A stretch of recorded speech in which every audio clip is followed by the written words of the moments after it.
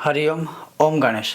कर्मकांड बाय आनंद पाठक में आप सभी का मैं एक बार पुनः स्वागत करता हूं और आप सभी को तुलसी विवाह की बहुत बहुत सारी शुभकामनाएं, भीष्म पंचक व्रत की बहुत सारी शुभकामनाएं। और तुलसी विवाह जिस दिन से आरंभ होता है तो उसे त्रिस्पृशाह या त्रिस्पृहा व्रत भी कहा जाता है। अर्थात 3 दिन की जो तुलसी मैया की पूजा, सेवा, विवाह आदि का जो उत्सव होता है, उस उत्साह को उस व्रत का नाम दिया है 3 रात्रि का व्रत। उसकी भी बहुत शुभकामनाएं। लेकिन मूल रूप से अगर आज मैं विषय के बारे में बात करने वाला हूँ और वो विषय है त्रिपुर नामक दीपक दान।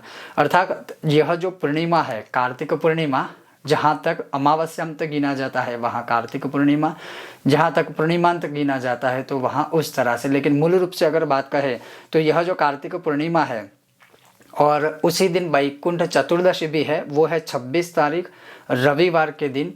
26 तारीख रविवार को कार्तिक पूर्णिमा जो व्रत की है वो है और वैकुंठ चतुर्दशी भी है। तो उस दिन आपको त्रिपुर नामक दीपदान जो हर साल किया जाता है वह दीपदान करना है। उसका महत्व हमारे शास्त्रों में सभी ग्रंथों में लिखा हुआ है और आप चाहो तो दूसरे दिन अर्थात 27 तारीख को भी कर सकते हो, क्योंकि उस दिन भी पूर्णिमा है। लेकिन जो त्रिपुरारी पूर्णिमा है वह 26 को ही है, तो 26 को करेंगे तो चलेगा। तो इस विषय पर आज हम बात करने वाले हैं। अगर आपको यह विषय वीडियो आदि पसंद आए तो लाइक कीजिएगा, शेयर कीजिएगा, चैनल पर नए हो तो सब्सक्राइब करके घंटी का आइकन दबाइएगा। तो चलिए शुरू करते हैं। तो जैसे हमारे ग्रंथादि में लिखा हुआ है कि यह जो पूर्णिमा होती है उस पूर्णिमा में जो त्रिपुर नामक दीपदान किया जाता है वह काफ़ी अद्भुत है, महान है और सकामना सिद्ध करने वाला है। अर्थात अगर आपकी कोई कामना है तो वो बहुत ही शीघ्र पूर्ण करने वाला है। और जैसे हम दीपावली में या दिवाली में जो भी हम दीप दान करते हैं, दीप प्रज्वलित करते हैं, दियों का दान आदि करते हैं, वैसे ही यह वैकुंठ चतुर्दशी या तो पूर्णिमा में अवश्य ही दिए का भी दान किया जाता है और वो भी है त्रिपुर नामक दीपदान। अब ये करना कैसे है, किस समय करना है?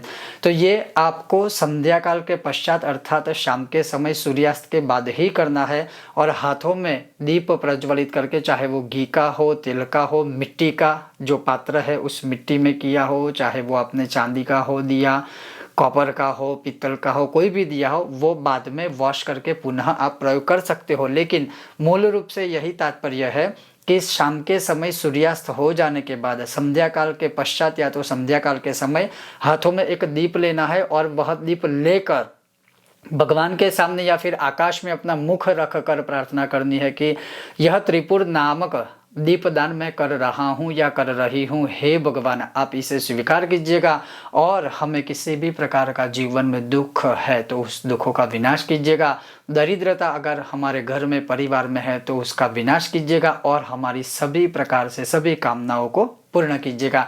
बस यही एक सामान्य सा विधान है। और जैसे मैंने कहा कि वह संध्या काल में, हाँ यह करना कहाँ है, तो जैसे मानिए कि ग्रंथों में लिखा हुआ है कि सबसे पहले आप घर में ही मंदिर के सामने अर्थात भगवान के सामने मंदिर में कर सकते हो घर के।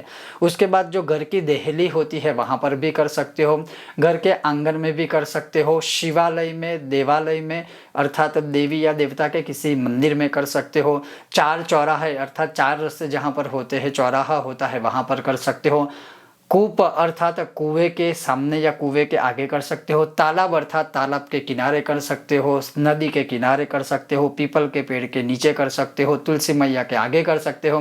कहने का तात्पर्य है जहाँ जहाँ ऐसे आप दीपदान कर सकते हो वहाँ कर सकते हो। कहीं पर भी ना कर पाए देश काल समय अनुसार तो घर के मंदिर में तो त्रिपुर नामक दीपदान अवश्य करना ही चाहिए। और वो कब करना है? कार्तिक पूर्णिमा को। ये था आज का बहुत ही संक्षिप्त विषय और वीडियो। अगर आपको यह विषय वीडियो पसंद आया हो तो लाइक कीजिएगा, शेयर कीजिएगा, चैनल पर नए हो सब्सक्राइब करके घंटी का चिन्ह दबाइएगा। बहुत जल्द मिलते हैं नए विषय और वीडियो के साथ। देखते रहिए कर्मकांड बाय आनंद पाठक मेरे साथ। ओम गणेश। हर हर महादेव।